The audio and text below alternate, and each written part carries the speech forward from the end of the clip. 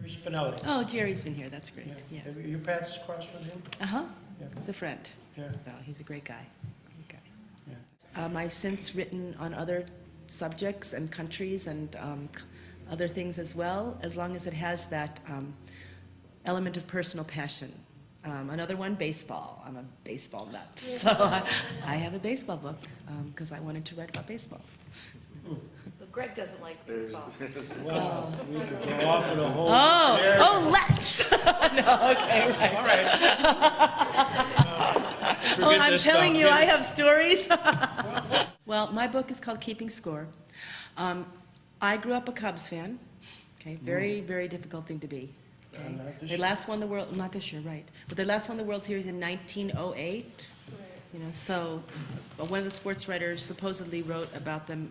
Come on, give them a break. Any team can have a bad century. Okay, so I grew up a Cubs fan, and I ended up writing about a girl named Maggie who lives in Brooklyn in the 1950s, a huge Dodgers fan, because I wanted to write about classic baseball. I also wanted to write about the Korean War, one of the least known wars that our servicemen have been to. So writing about 1950s baseball gave me the opportunity to write about the Korean War as well, because this girl, who's a tremendous baseball fan, so there's all kinds of autobiographical bits. For example, I'm a die-hard Cubs fan, just live and breathe and just, but my favorite player was not on the Cubs. My favorite player was on the rival Pittsburgh Pirates, named Roberto Clemente. He was my favorite player. So I gave that characteristic to Maggie. Maggie is a die-hard Brooklyn Dodgers fan, but her favorite player is this very exciting young man on the rival New York Giants named Willie Mays. Willie Mays gets drafted during the Korean War and has to serve. Now, Maggie doesn't know it, but Willie Mays' Army assignment was to play baseball to entertain the troops who came home. So he'd never even had to go to Korea. But she didn't know that. So she begins following the Korean War out of concern, worry for Willie Mays. So that's how I got the war story and the baseball story to intersect. But I used real baseball throughout the book. So she listens to the radio.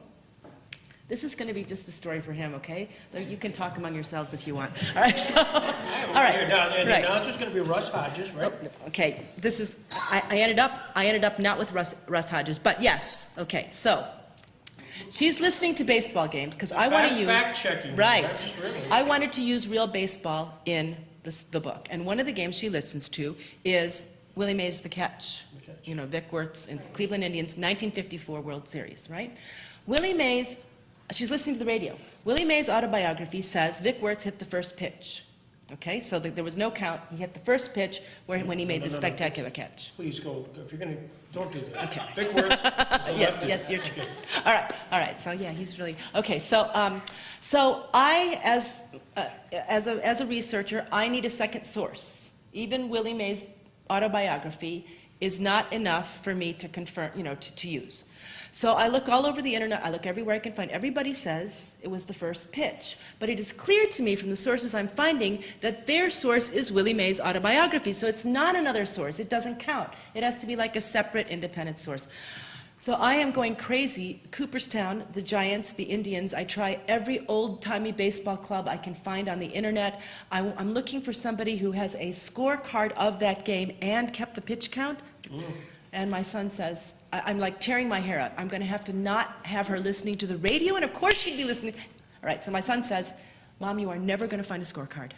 See if you can find the broadcast. Duh! I was months on this, and of course, one young person's brain. So there is a website that sells on CD old-time broadcasts of baseball games. So this was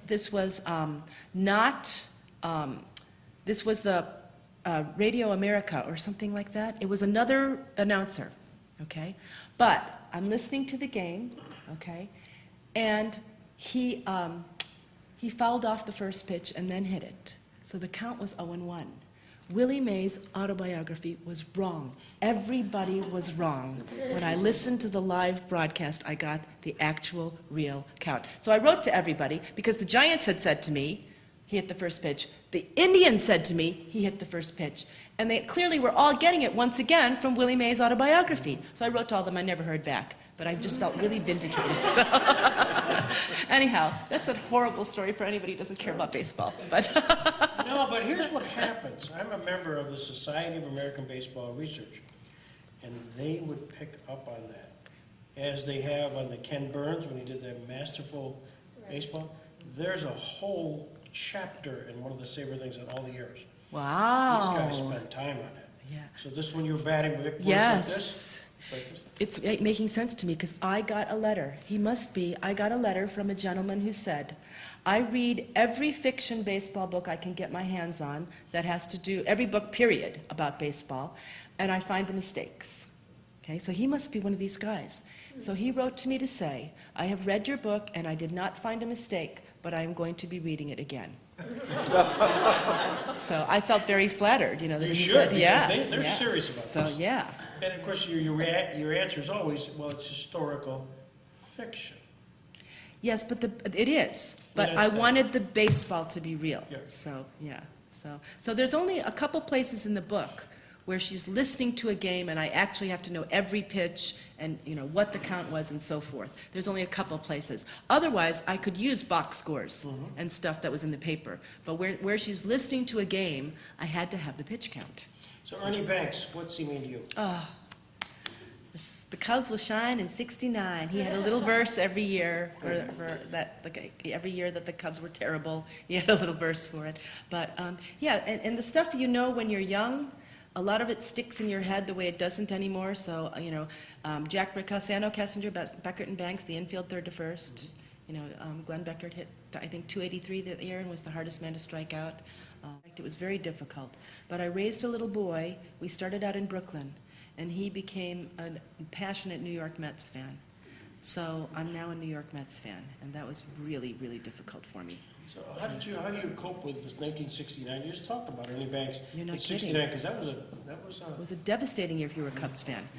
I still have a great deal of difficulty watching the Cubs and Mets play each other because something visceral happens when I see the Cubs uniform. So that's really hard for me. But I was trying to explain to my son how much I had hated the Mets for so long because of 1969. And at the time, the Mets were losing year after year after year to the Atlanta Braves. And the Braves were my son's hated team. So he was about 8 years old, and he said, Mommy, wait, are you saying that it would be like if I grew up and had a son who was a Braves fan? I said, yeah, that's what it's like. And he said, with the tomahawk. yeah, and he said, wow, you must really love me, he said. So he got it, yeah. So, yeah. But yeah, it just, and I do like many other sports, but there's just something about baseball. Did you listen to Harry Carey back then? I did, Or was yeah. it a kid? It was, who was on the radio? Vince Lloyd and Lou Boudreau. Lou Boudreau was the, when I wasn't watching on television, I was listening to them on the radio. Yeah. And this week, the Mets are on the West Coast, meaning the games don't start until 10 p.m. So after we go to bed and turn off the lights, I put the earbuds in and I listen to the Mets so I don't bother my husband. And it reminds me of when I was... Lucky man. Yeah, but it reminds me when I was little, when I used to take the transistor and I used to turn it to the lowest volume and put it right in my ear under the pillow and cover my head with so that my mother couldn't tell that I was listening to the West Coast games. But I'm like, golly, you think you'd grow up, you'd be able to listen to the games whenever you want, but no, I'm still having to hide it. So you're of that whole Ron Santo, Billy Williams. Oh, Billy Williams, era? yeah, Don Kessinger. Kissinger. Yeah, yeah. So, Wow. yeah. Ferguson Jenkins, all those, Ferguson yeah. Jenkins, Yeah, so now, yeah, and then, of course, the You Mets. realize what's going to happen. It'll come down to the Mets and Cubs. I know, yeah. Well, it did last year, and the Mets rolled over the Cubs, and that was someone said to me, so you'll be happy if either team wins. And I'm like, no, I'll be miserable if either team wins. And that's kind of what it was like. But anyhow, they didn't come here to talk about baseball. My favorite book to research was Keeping Score, because I was like knee-deep in baseball for months and months and months. Willie Mays has read my book. A friend of mine managed to get a copy to him, and 2 copies, one for him to keep, and the other one he signed, and I got that one back. There you go. Now we're talking. Fantastic.